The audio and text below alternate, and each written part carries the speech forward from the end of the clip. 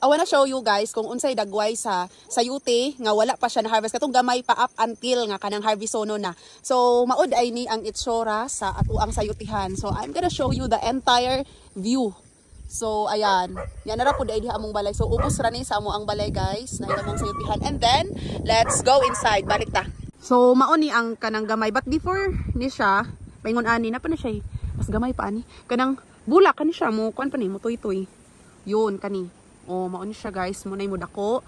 And then after that one, so mingon ana na siya. And after that one, so nanay mangin ani nga sizes, but dili pa ni siya pwede harvest, it is because linghod pa. Ang mo ang pag-test ani nga kanang pwede na ma-harvest is kanang pagngana bitaw nimo sa kuko. Basta kanang enough na nga dili na kay siya madutlan. So okay na siya. Kani medyo linghod paghihapon.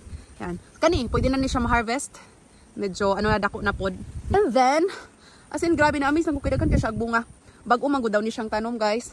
Nya, isa sa ano di ay maintenance pag nagsayutihan ka is that dapat wala kaayo siya mga kanang laya-laya bitaw nga dahon sa imingon ana, so dapat dili gina siya baga. So naaman mo nakita pero di gid nga na kayo daghan kay ginaatiman pud niya normal pud ni pag bag-o pa nga tanom guys, dili kay ni siya daghan og kanang tawag namo ni kay dalag or laya.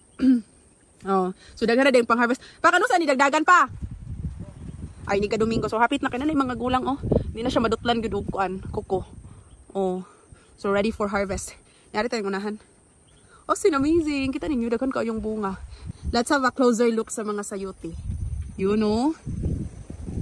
Eto pa. Wow. Thank you, Lord, for the abundance. Thank you, Lord, for the blessing. Yan lang, guys. I have to go. But before that, magkuha din po ako ang pangutan. Kanina akong kuhaan ko itong hikap kanina kaya medyo gulang na siya. So, I'll just get duha lang, ang sagol og sardinas. Yan, this one. Yeah. And then, isa sa indicator na fresh ang sayuti is napag na siya itagok. So, ilhanan nga bago pag siya i-harvest. Well, let's go, guys! Let's, no? Wow. Actually, dili pa lang nga part na pa dito. Pizza. So, hindi na mapakita rin yung kailan yung naglakaw.